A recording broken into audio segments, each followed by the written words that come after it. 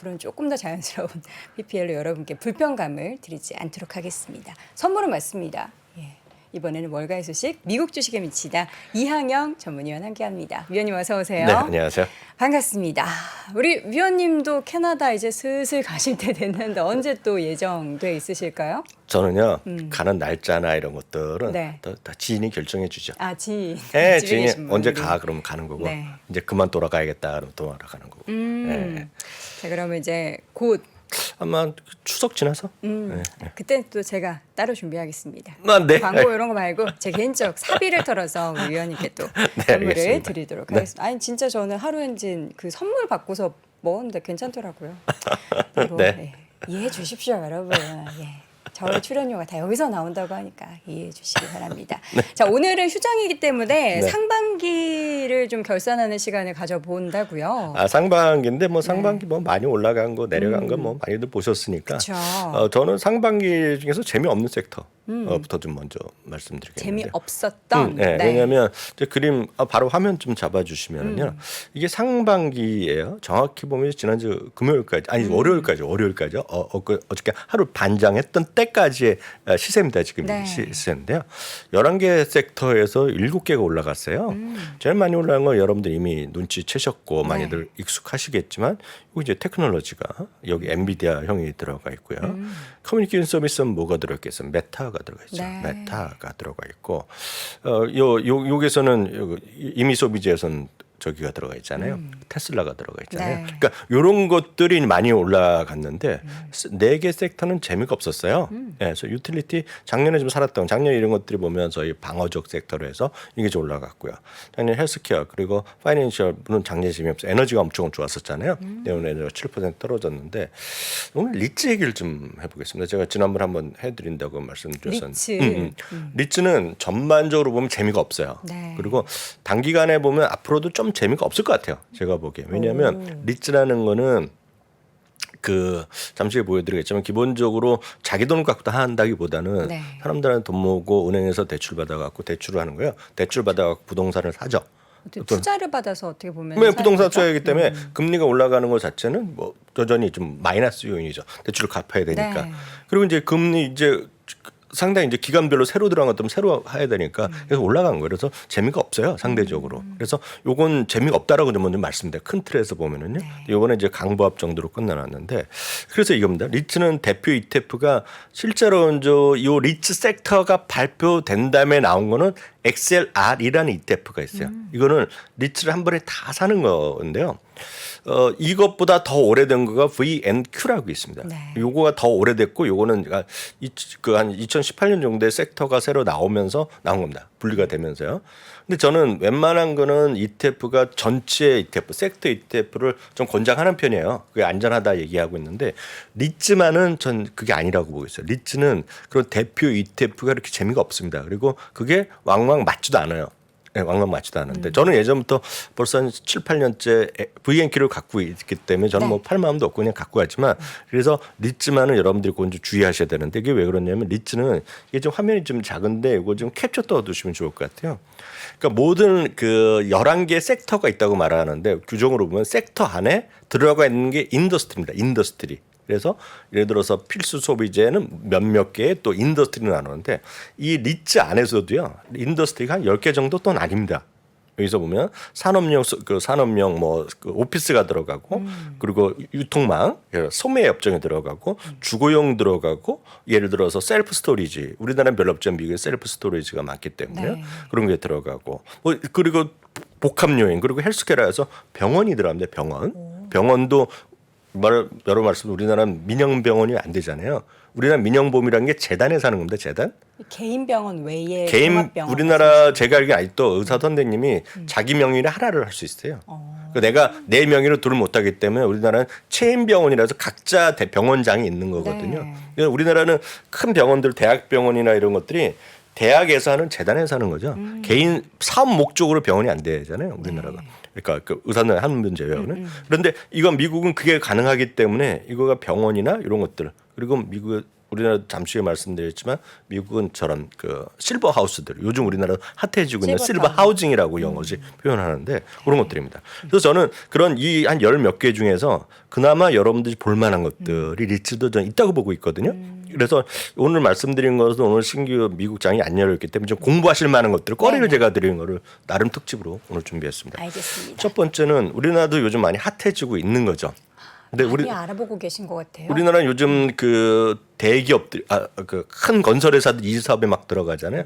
그래서 롯데도 어디 들어가고 GS 어디 들어가고 막 그런 거 뉴스 많이 봤거든요, 네네. 저도요. 그래서 뭐 분당이 어디, 그래서 뭐 제일 큰 것들을 어디 몇 개 있잖아요. 근데 그런 거 플러스 미국은 병원들을 다 하는데 이 친구들이요.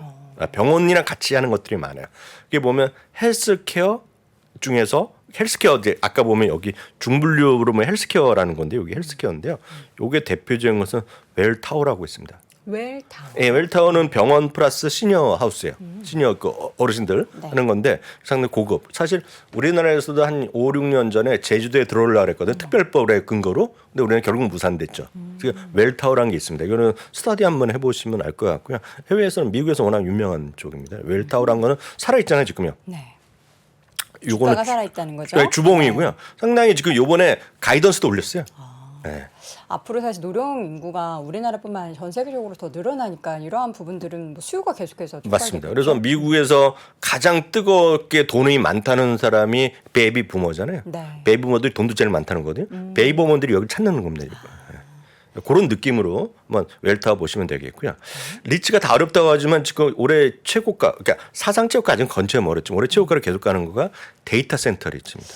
우리가 이제 몇 년 전부터 리츠, 그러니까 상업용 그냥 일반 부동산 오피스를 대여하는 기업보다는 확실히 데이터 센터 쪽에 더 집중하는 기업들에 주목해 보자면서 그때 당시에도 뭐 아메리칸 타워 등을 비롯한 기업들 이야기했던 기업. 아메리칸 타운은 재미가 없어요. 왜냐하면 재미없어요? 아메리칸 타운은 지금 보시잖아요. 지금 5G가 우리나라에서도 뭐 좀 메롱이라고 얘기하잖아요. 지금요. 아니 그런 표현을 좀 네, 쓰더라고요. 그쵸. 정확한 뭐 그 좋은 말이 있는지 모르겠지만 저는 그냥 죄송하지만 메롱이라는 표현을 쓰는데 네, 기억나요. 미국도 5G가 그렇게 활발하지 않았단 말이죠. 지금요. 그래서 그건 재미가 없어요. 지금요. 네. 근데 데이터 센터라는 건 클라우드가 커지면 커질수록 데이터 센터 시장 커지잖아요. 그래서 데이터 센터도 지금 2026년까지 뭐 7, 8% 연평균에서 성장한다는 거거든요. 그러니까 우리나라에도 데이터 센터 들어가 있죠. 네이버나 뭐 다 쓰고 있잖아요. 네. 상암동에 1호가 들어갔고 그 분당 밑에 어디죠? 판교. 판교에도 데이터 센터 얘네가 들어가 있고. 분당 위죠, 판교는. 모르겠어요. 뭐 그쪽이요. 어쨌든 그 근처에. 핫하다는데 저는 별로 안 가봐 그쪽에.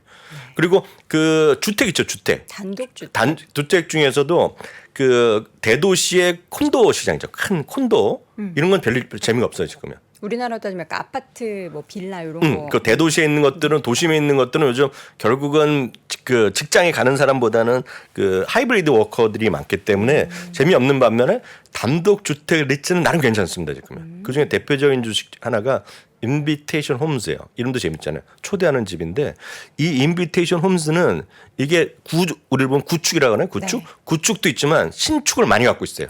신축. 그래서 이건 한번 여러분 그림 들어가 보시면 알 텐데 이런 거 좀 살아 있습니다. 그래서 이런 리츠를 만약 궁금해 여기죠. 왜냐하면 부동산 투자는 저는 안 해봤지만 국내에서 부동산 투자에는 결국 월세나 이런 거잖아요. 결국요. 전세하는 건데 미국은 기본적으로 월세고 이런 것들이 결국은 리츠란 것이 규정에 의해서 배당을 많이 주거든요, 지금요.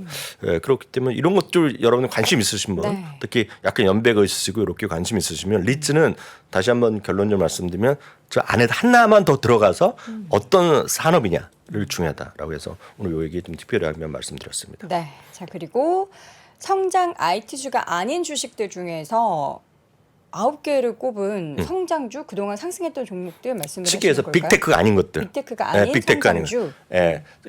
저는 이거는 다시 말씀드리면 이건 제가 추천한 것도 아니고 네. 여러분들이 공부하실 만한 것들. 그래서 그 여러분들 그러니까 쉽게 해서 그 테슬라 엔비디아, 애플 빼고 네. 마이크로소프트 빼고 여러분들 볼만한 것들. 그래서 너무 그런 쪽에만 치우치셨던 분들. 물론 그게 없으시면 그런 것도 사는 게 맞겠죠. 네. 그렇지만 그렇지 많이 갖고 계신 분들 중에서 그런 거, 이런 것도 있다라는 거 몇 번 확인해 드린 것도 있지만 이런 좀 관심을 가질 만한 거 9개를 뽑아왔습니다. 네. 그래서 이런 좀 공부해 보시고 추천이 아니라 공부해 보시고 여러분들 한번 스터디 해보시라 이렇게 말씀드립니다.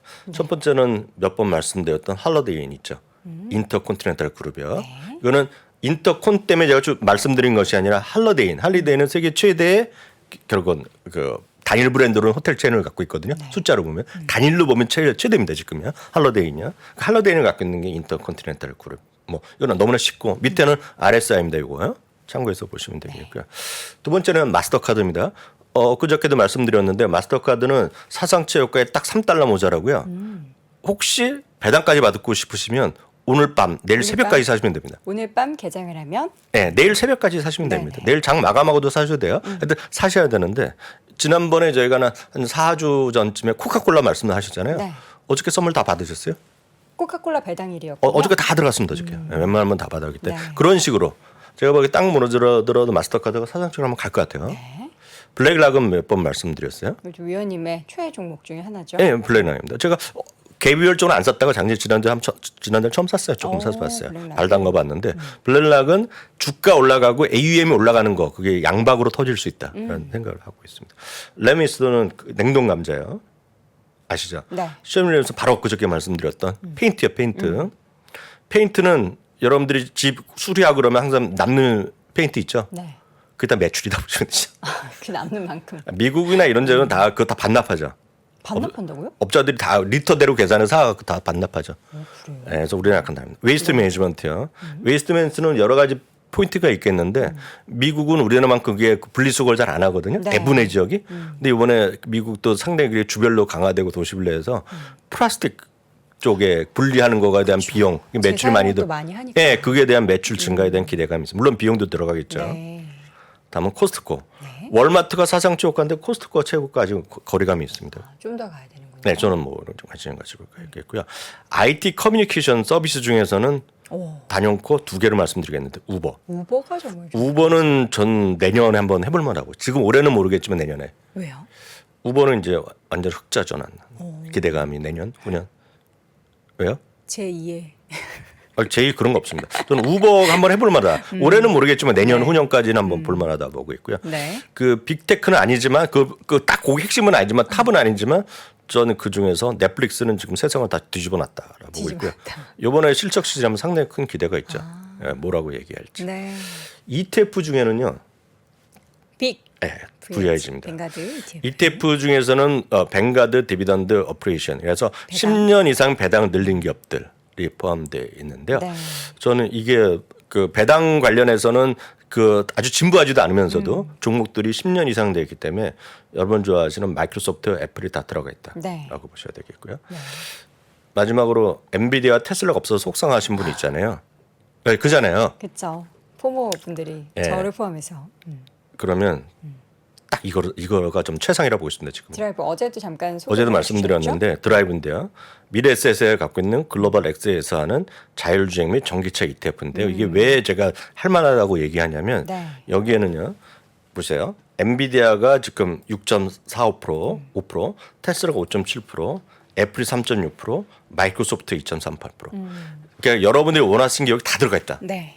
있기 때문에 저는 이게 가장 합리적이고 요즘 증거사별로 뭐 $10 주는데 $20 뭐 돈 많이 주는 데는 많이 있잖아요. 그걸 받으셔갖고 이거 한 주 사시면 되겠다. 전 진짜 그렇게 생각하고 있고요. $26. 이것도 거시기하다고 생각하실 수 있죠. 거시기. 이것도 뭐 싫다 하실 수 있잖아요. 이것도 좀 애매하다. 네, 이것도 싶으면. 하시면 마지막으로 네. 이거죠. 답을 안 들었는데 말로 드리겠습니다. 네. 주식하기 어렵다. 그냥 한국 주식은 열심히 샀다 팔았다 하시던지 아니면 저축하시라. 그냥 저축이 낫다. 네, 그래서 너무 이렇게 불평하기보다는 그냥 다 한꺼번에 사시려면 그 $26짜리 가장 많은 분들이 마음에 들 것 같아서 제가 구조를 마지막으로 설명드렸습니다. 알겠습니다. 자, 이렇게 해서 오늘 쉬어가는 미국장 사이에 그동안에 또 상반기를 달궜던 그리고 우리가 집중했었던 IT 종목 외에도 참 주가가 잘 견조하게 오르고 있는 종목들까지 여러분 제시해 드렸으니까요. 투자에 좀 조금이나마 도움 되시기 바랍니다. 월가의 소식 미국 주식에 미치다 이한영 전문위원과 함께했습니다. 위원님 고맙습니다. 네, 감사합니다. 자, 독립기념일로 휴장한 미국 증시, 그렇다면 오늘 국장은 미국 증시의 영향권에 벗어나서 어떤 모멘텀으로 방향성이 엇갈리게 될까요? 오늘 시장 잘 보시고요. 오늘 아침 라이브도 함께해 주시기 바랍니다. 저는 내일 오전 6시 30분에 돌아오겠습니다. 여러분 고맙습니다.